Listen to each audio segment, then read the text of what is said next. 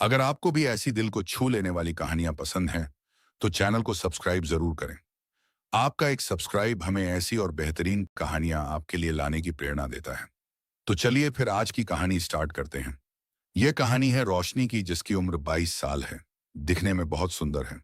उसके परिवार में उसके मम्मी पापा और एक बहन भी है, जिसका नाम रीना है। लेकिन उसकी बहन की शादी हो चुकी है और उसके जीजा जी का नाम नीलेश है।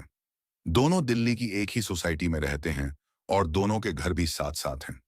उनका जब मन करता वह आपस में मिल सकते थे। रोशनी की बहन एक नर्स थी और उसकी नीनी नौज वह नौकरी भी करती थी और उसके जीजा जी भी एक कंपनी में काम करते थे। रोशनी की बहन की अक्सर नाइट ड्यूटी होती थी, जिसकी वजह से उसके जीजू अक्सर रात में अकेले होते थे। फिर एक दिन रात के करीब 12:30 बजे जीजू का रोशनी को फोन आया। रोशनी को थोड़ा अजीब लगा कि जीजू इतनी रात में उसे फोन क्यों कर रहे हैं। जब उसने फोन उठाया तो जीजू ने कहा, रोशनी क्या कर रही हो? क्या तुम अपने घर की छत पर आ सकती हो? रोशनी ने उनसे पूछा, क्यों जीजू, क्या हुआ? आप मुझे इतनी रात में छत पर क्यों बुला रहे हैं? सब ठीक तो है ना? उन्होंने कहा,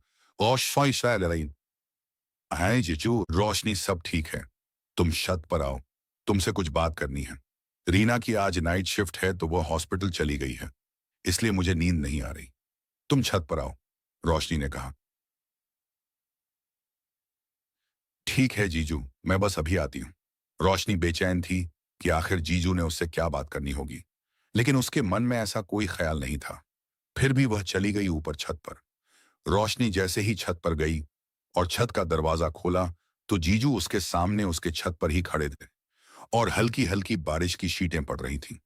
रोशनी ने उन्हें देखकर कहा, जीजू, नाक से की जाने वाली आवाज, आप यहां मेरे घर की छत पर कैसे आए? तो उन्होंने बताया कि उन्होंने उसके घर की बिल्डिंग और उनके घर की बिल्डिंग के बीच में लकड़ी के दो फट्टों को लगा दिया है, जिससे एक ब्रिज बन गया है। क्योंकि इन दोनों बिल्डिंग के बीच में मुश्किल से थोड़ी सी दूरी थी, जिस पर लकड़ी के फट्टे लगाने से एक ब्रिज बन गया था। फिर जीजू ने कहा, देखो रोशनी, मौसम कितना सुहाना हो रहा है। बारिश के भी हल्की हल्की छींटें आ रही हैं। क्या इस मौसम में तुम्हारा कुछ मन नहीं कर रहा? रोशनी ने कहा, जीजू क्या मतलब? मैं कुछ समझी नहीं। तो जीजू ने कहा, मैं आज तुमसे कुछ कहना चाहता हूँ। इस बारिश में तुम मुझे बहुत अच्छी लगती हो। रोशनी, मुझे तुमसे प्यार हो गया है। रोशनी, आ जाओ ना मेरी बाहों में। यह कहकर जीजू ने उसे अपनी बाहों में ले लिया और उसे चूमने लगा। रोशनी ने अपने आप को उनकी बाहों से छुड़वाकर कहा, क्या आप पागल हो गए हो जीजू? आप ऐसा कैसे सोच सकते हो? आप मेरे जीजा जी हैं, मेरी बहन के पति, और यहाँ ऐसे किसी ने अगर हमें देख लिया तो आपने एक बार भी नहीं सोचा। उन्होंने कहा, रोशनी, रात का 1 बजे बज रहा है और बारिश भी आ रही है। इस टाइम कौन अपने घर के बाहर छत पर आएगा, जहां तो बस तुम और मैं ही हैं, और आसपास भी तुम देख लो, दूर दूर तक कोई नहीं दिखेगा। और रही बात तुमसे प्यार करने की, तो इसमें गलत ही क्या है? तुम्हारी बहन हमेशा बिजी रहती है।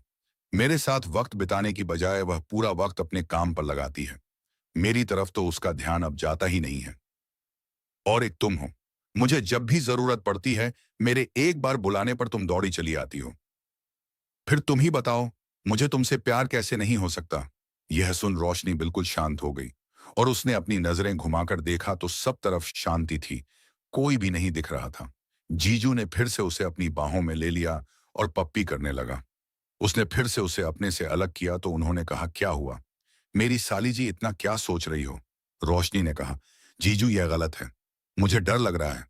अगर किसी को पता चल गया तो क्या होगा? और ऊपर से इस तरह छत पर खुले में, और नीचे घर में भी सब हैं।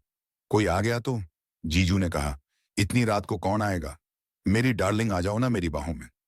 रोशनी ने कहा, रुको जीजू, मैं पहले नीचे घर में देख कर आती हूँ कि सब सो गए या नहीं। वो नीचे आई तो देखा कि सब सो रहे थे। मम्मी पापा का रूम ग्राउंड फ्लोर पर था और उसका रूम फर्स्ट फ्लोर पर। वह सब कुछ देखकर फिर छत पर गई और छत के दरवाजे को बंद कर दिया। रोशनी ने मुड़कर जब जीजू की तरफ देखा तो जीजू ऐसी हालत में खड़े थे कि उसने कभी सोचा भी नहीं था कि कभी ऐसा भी हो सकता है। जीजू उसकी तरफ आए और उन्होंने उसे खींचकर अपने पास कर लिया। जीजू को ऐसा देख रोशनी की सांसें तेज हो गईं। जीजू उसे सहला रहा था और वह पागल हो रही थी। रोशनी का एक हाथ उसके बालों में घूम रहा था। रोशनी तो किसी और ही दुनिया में थी। उसे इतना भी होश नहीं था कि कोई छत पर भी आ सकता है। रोशनी के मुख से आनंद भरी सिसकारियां निकल रही थीं। उसकी जीजू की आंखों की चमक बता रही थी कि उन्होंने इससे अच्छा मौका पहले कभी नहीं देखा था। रोशनी हर बात में उसका साथ देती चली गई। उसने कभी नहीं सोचा था वो एक जवान मर्द के सामने ऐसे, इस ख्याल से ही वो सिहर गई थी। अब उससे बर्दाश्त नहीं हो रहा था। जीजू उसके साथ खेल रहे थे, कभी चेहरे, गर्दन, जहां वह चाहता वह पागल हुए जा रही थी। क्या एहसास था। अभी बारिश भी थोड़ी तेज होने लगी थी। उसने जीजू से कहा, जीजू बारिश तेज हो गई है, अब क्या करें? तो उन्होंने कहा, हाँ बेटा, बारिश में ही तो असली मजा है। बारिश का यह अलग ही मजा था। अब जीजू ने उसे वहीं लेटा दिया। उसकी हल्की सी छींक निकल गई। आज उसे पता नहीं क्या हो रहा था। 30 मिनट बाद जीजू बेसुध होकर लेट गए और बोले, कितने दिनों बाद यह सुख मिला है रोशनी। तुमने तो सच में मेरी जिंदगी में रोशनी भर दी। वो दोनों छत पर बारिश में ऐसे ही लेटे हुए थे। दोनों बुरी तरह थक चुके थे। कुछ देर दोनों ऐसे लेटे रहे। फिर रोशनी उठी और नीचे जाने लगी तो जीजू ने उसका हाथ पकड़ लिया और बोले, इतनी भी क्या जल्दी है जाने की? रोशनी ने कहा, जीजू अब मुझे जाने दो, मैं थक चुकी हूं और ठंड भी लग रही है। तो उन्होंने कहा, तुम्हारी ठंड का इलाज तो मेरे पास है। और खेल फिर से शुरू कर दिया। अब दोनों इतने थक चुके थे कि वहीं सो गए। सुबह करीब 5 बजे रोशनी की आंख खुली तो उसने जीजू को भी जगाया और उन्हें जाने के लिए बोला। वह चले गए और रोशनी नीचे अपने रूम में आ गई। लेकिन यह एहसास उसके लिए नया था।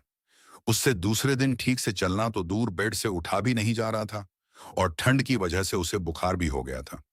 जब उसकी मम्मी ने पूछा कि क्या हुआ है, रोशनी आज उठ नहीं रही हो, तो उसने बोला, मुझे बुखार है मम्मी। यह बात उसकी दीदी को जब पता चली कि रोशनी की तबीयत ठीक नहीं है, तो वह भी शाम को रोशनी से मिलने के लिए आई अपने पति के साथ। जैसे ही रोशनी की नजर जीजू पर पड़ी, उस रात का सारा खेल याद आ गया। जीजू उसके पास आकर कान में फुसफुसाते हुए बोले, क्या हुआ साली जी, रात को मजा नहीं आया क्या? यह सुन उसने शर्म से सर झुका लिया। अब जब भी दीदी घर पर नहीं होती, वह रोशनी को बुला लेता। दोनों को बुरी तरह आदत लग चुकी थी और उनका रिश्ता क्या है, ये दोनों भूल चुके थे।